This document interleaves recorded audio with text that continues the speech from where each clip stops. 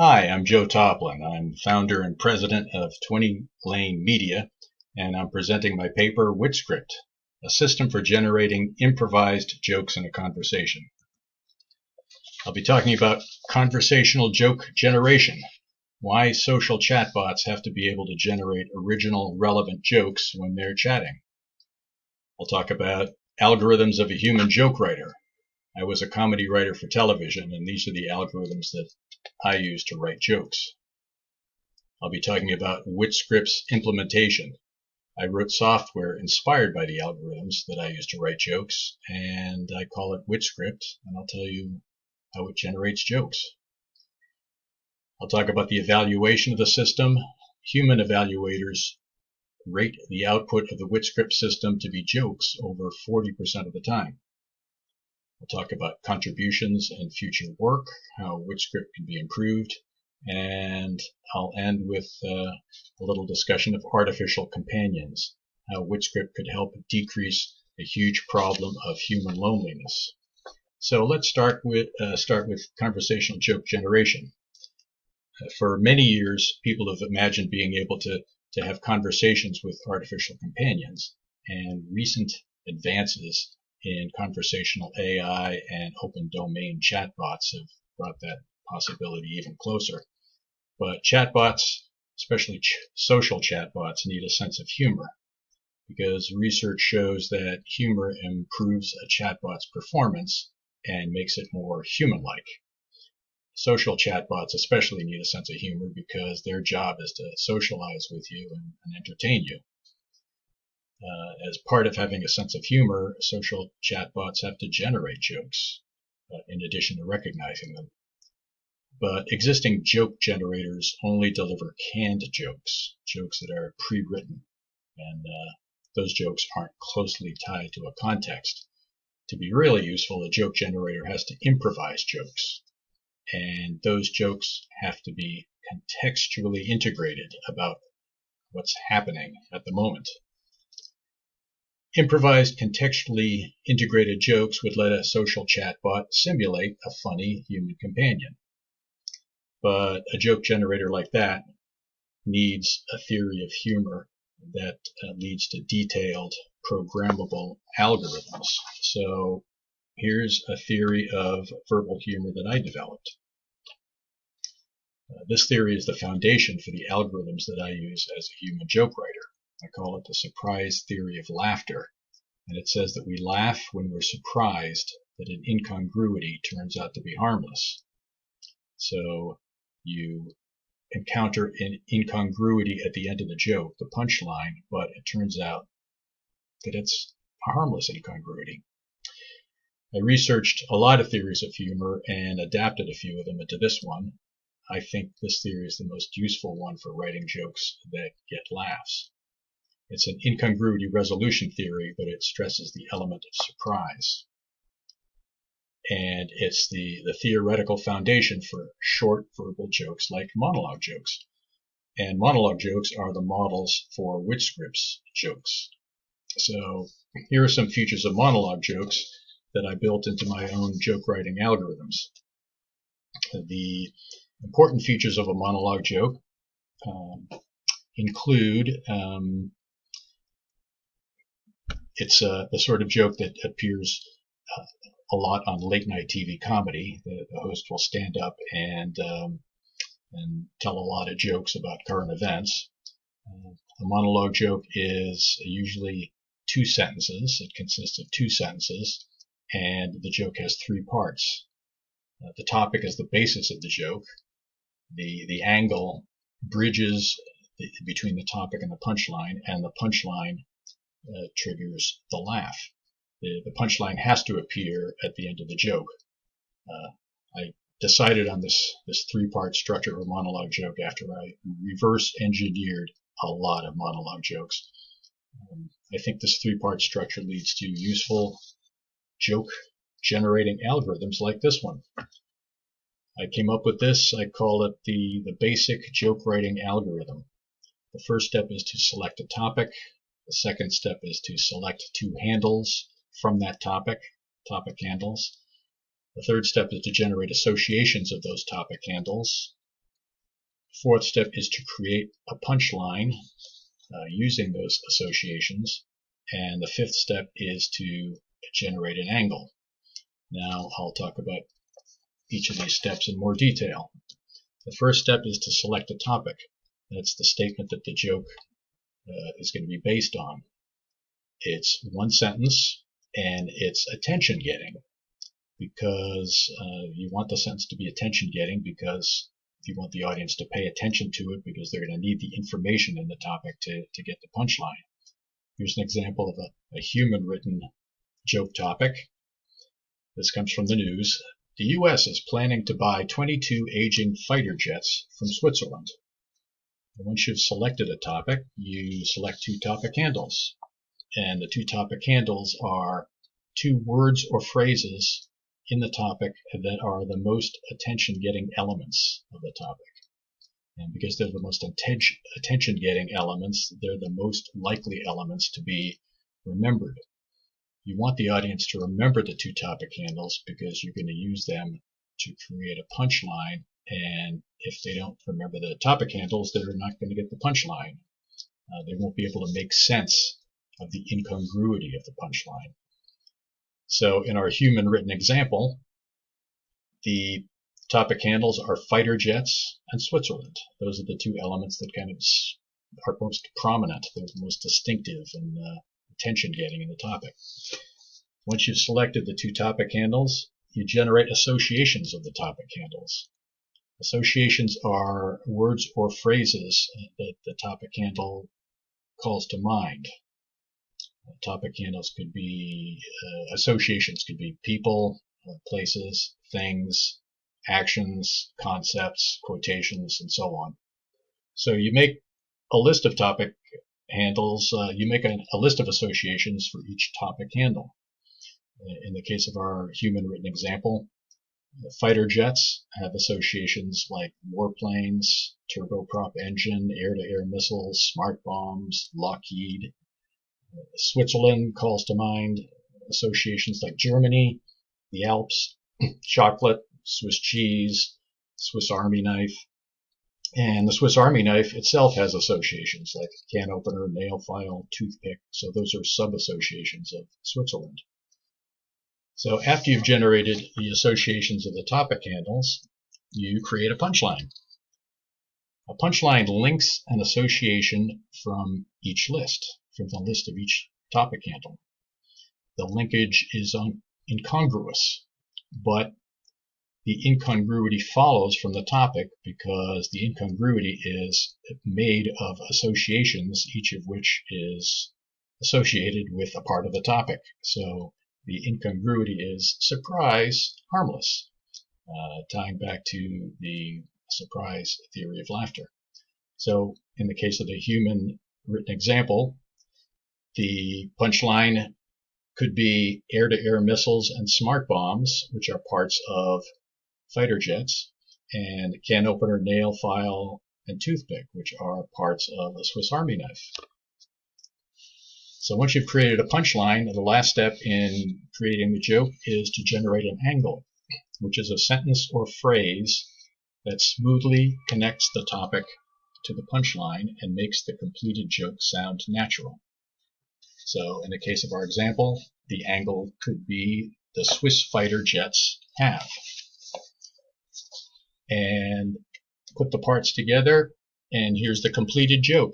The U.S. is planning to buy 22 aging fighter jets from Switzerland. The Swiss fighter jets have air-to-air missiles, smart bombs, a can opener, a nail file, and a toothpick. Okay, so that's an example of a human-written monologue joke. But what do monologue jokes have to do with a joke in a conversation? Well, here's a comparison. A monologue joke is pre-written. It's written ahead of time, as opposed to a conversational joke, which is improvised in the conversation. Both types of joke have the same three-part structure, but the structure is divided up a little differently. A monologue joke has all three parts in the same joke: topic, angle, and punchline. In the case of a conversational joke, there's a conversational utterance, which is something that somebody says to you, and that is considered to be the topic. And then there's your conversational joke response, which is the angle and punchline that combined with that topic create a joke, a complete joke. So the Witscript joke generation system works by treating utterances in a conversation as the potential topics of monologue jokes. And here's how Witscript does that. It uses steps that mimic the basic joke writing algorithm. First step, receive the sentence from the user. The second step, it selects two topic keywords from the sentence. Third step, it generates associations of those topic keywords. Fourth step, it creates punchline candidates. Fifth step, it selects the best punchline from those candidates. Sixth step, it generates an angle. And seventh step, it finalizes the joke response. It puts everything together. Now I'll talk about how Witscript executes each of those steps. The first step, it receives the sentence from the user. It's an utterance in the conversation, and Witscript treats that as a possible joke topic. Here's an example. A user says to Witscript, "For Oktoberfest, Adidas is releasing sneakers that repel beer and vomit." The next step Witscript takes is to extract nouns, noun phrases, and named entities, which is the first step in selecting the two topic keywords. And the reason it focuses on nouns, noun phrases, and named entities is those are the elements of a topic that tend to be used in human written jokes. The next thing it does, by the way, I've used, for Witscript, I've used the natural language toolkit to do the basic natural language processing tasks like sentence and word tokenization, part of speech tagging, and named entity extraction. So Witscript's next step is to obtain word-to-vec word embeddings for the topic keyword candidates. And Witscript uses the well-known Google News, the Google word-to-vec model that was pre-trained on 100 billion words of Google News data from about 2013. So Witscript has the word-to-vec word embeddings for the topic keyword candidates, and what it does is it selects the pair of topic keyword candidates that have the least similarity in the vector space. Those topic keyword candidates are the least likely to appear together in a sentence, so they're the most likely to be attention-getting, which is what you want for topic keywords. So in the case of our example, the topic keywords are Adidas and vomit. Witscript's next step in writing the joke is to generate associations of the topic keywords. And to do that, it also uses the word-to-vec word embeddings. In the case of generating associations, it lists the top words that are the most similar to each topic keyword. And experimentally, I figured out that listing the top 50 most similar words seems to give the best results. In the case of our example, Adidas has associations that word2vec comes up with, like Nike, Puma, sneaker, shoe, and so on. And vomit produces the word2vec associations puke, nauseous, urinate, poop, and so on. So once Witscript has the two lists of associations, it creates punchline candidates. Now, right now, wordplay is relatively easy to compute. It's the low-hanging fruit. So that's what Witscript uses to create punchline candidates. It uses wordplay. And what it does is it creates punchlines that link the associations that it came up with via wordplay. And it attempts to create three different types of wordplay punchlines. A juxtaposition punchline is when two words with wordplay are placed together. A substitution punchline is where one word replaces another word in a multi-word chunk. And A portmanteau punchline is where two words are blended into one word. Because wordplay is so important in this version of Witscript, let's look at how Witscript measures wordplay. Witscript calculates a wordplay score for a pair of words that weights and sums 6 subscores. The edit distance subscore is the Levenstein distance between either the pronunciation or the spellings of the two words. The alliteration subscore is based on whether the two words start with the same consonant phoneme.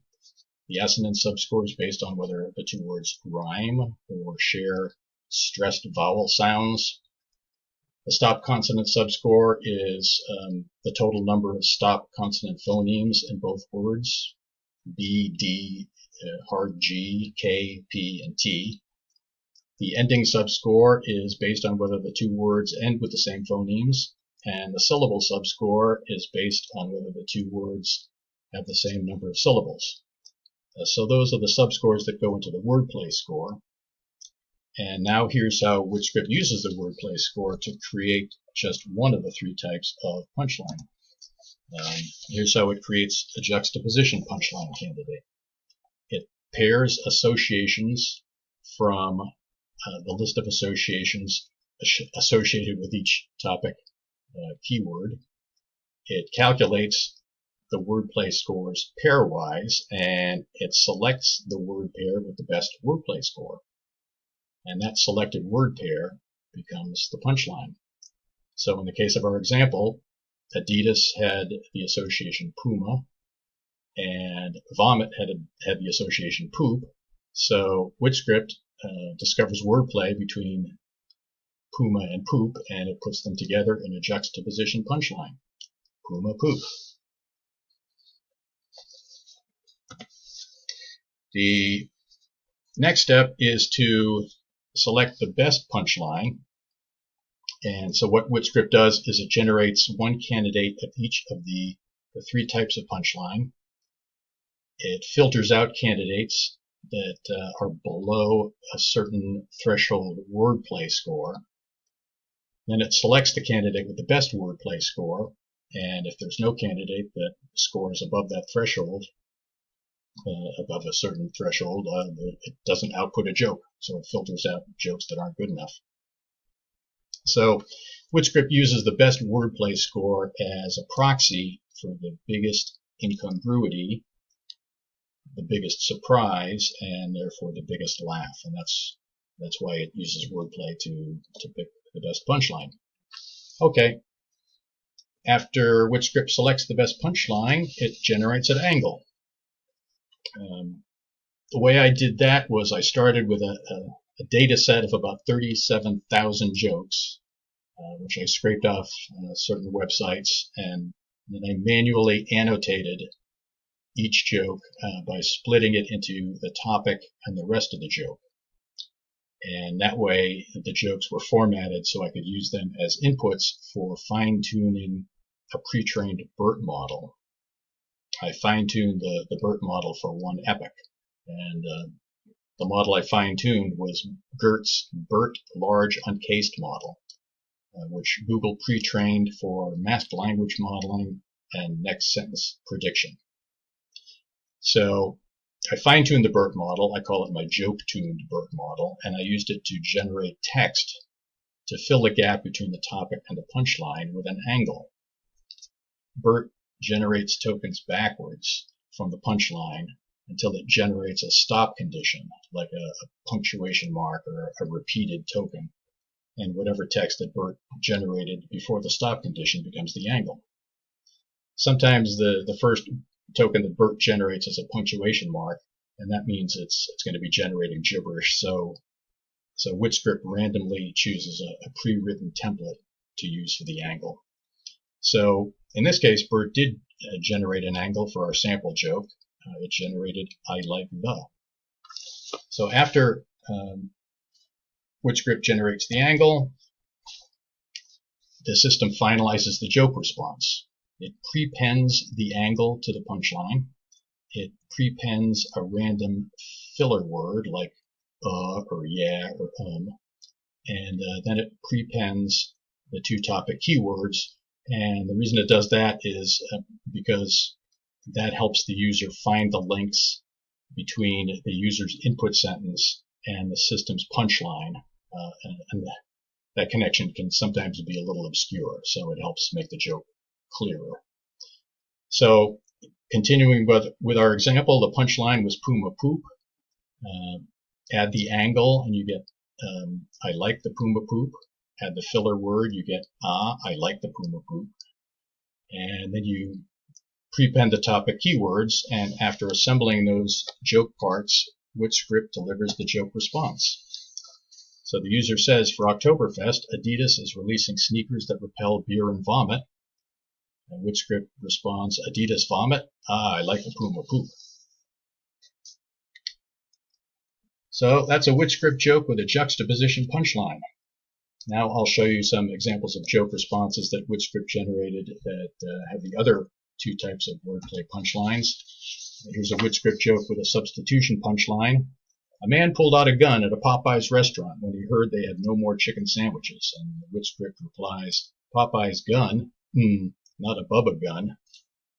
So Witscript associated the Popeyes restaurant chain with another restaurant chain, Bubba Gump. And here's an example of a portmanteau punchline. It's the 25th anniversary of the Blue Man Group. Witscript responds, Blue anniversary? Welcome to the Blue Believe. Blue Man Group is a performance art group, if you haven't heard of it. So that's how Witscript generates jokes, and those are some examples of the joke responses that it outputs. Now I'll talk about how I evaluated the Witscript system. As a baseline, I couldn't find another model in English that generates joke responses that pay attention to input sentences. So as a baseline, I decided to use Microsoft's neural conversational response generation model, Dialogue GPT. To evaluate the systems, I used 13 monologue jokes that I had written. Each topic sentence of those 13 written jokes, human written jokes, became an input to test Witscript and Dialogue GPT.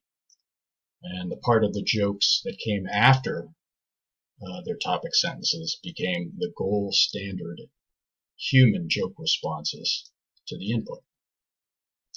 So each of the 13 jokes that I wrote supplied both an input for testing Witscript and Dialogue GPT, and also supplied the gold standard human joke response to that input.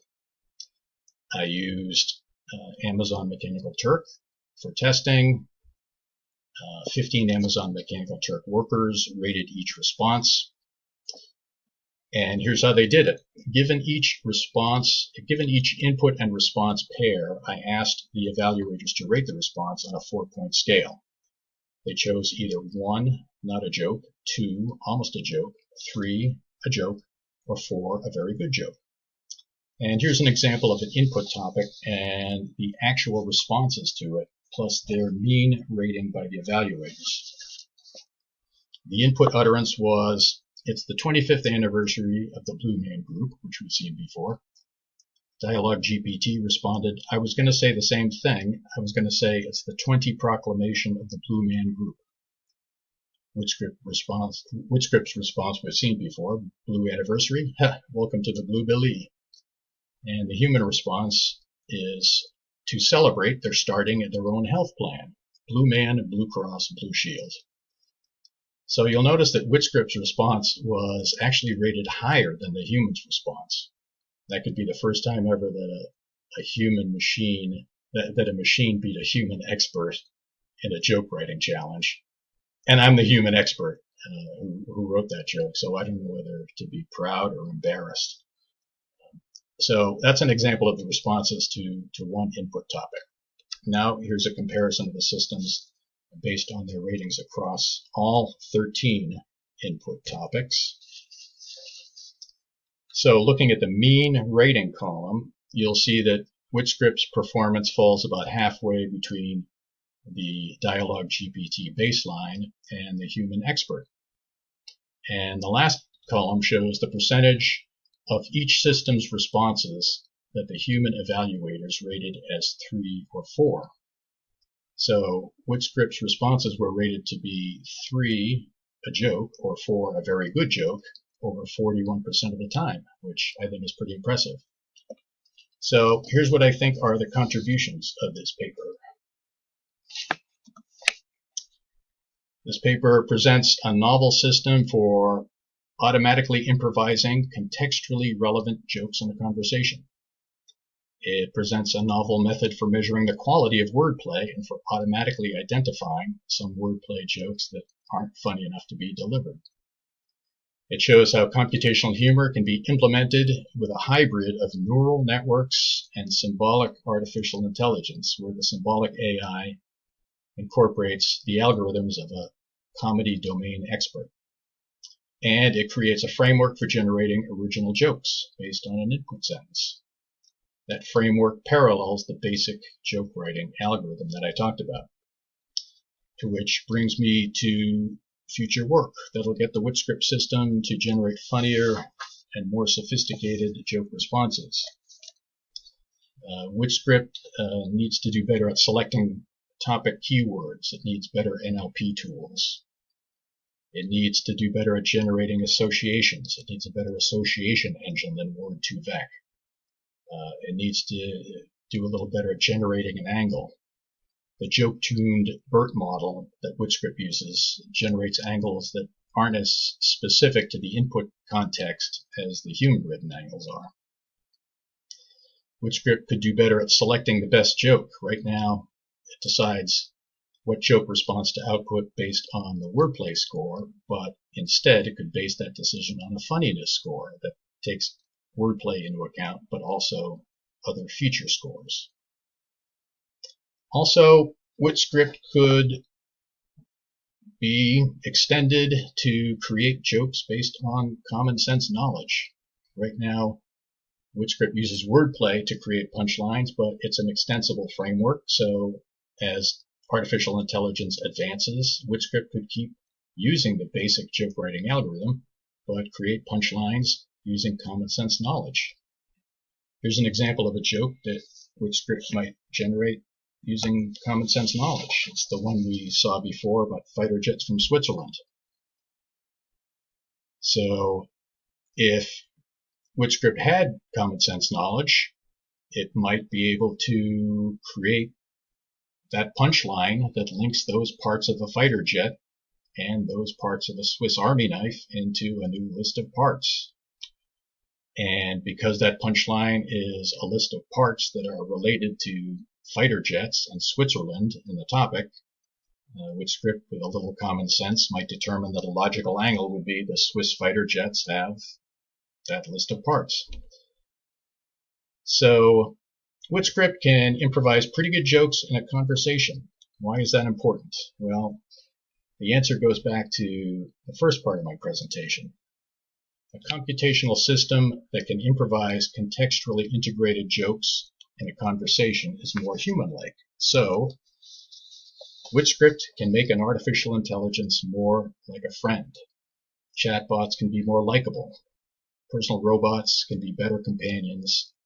And human beings can be less lonely. And that concludes my presentation. The Witscript software is proprietary, but it's available for license. Again, I'm Joe Toplyn. Thanks for listening.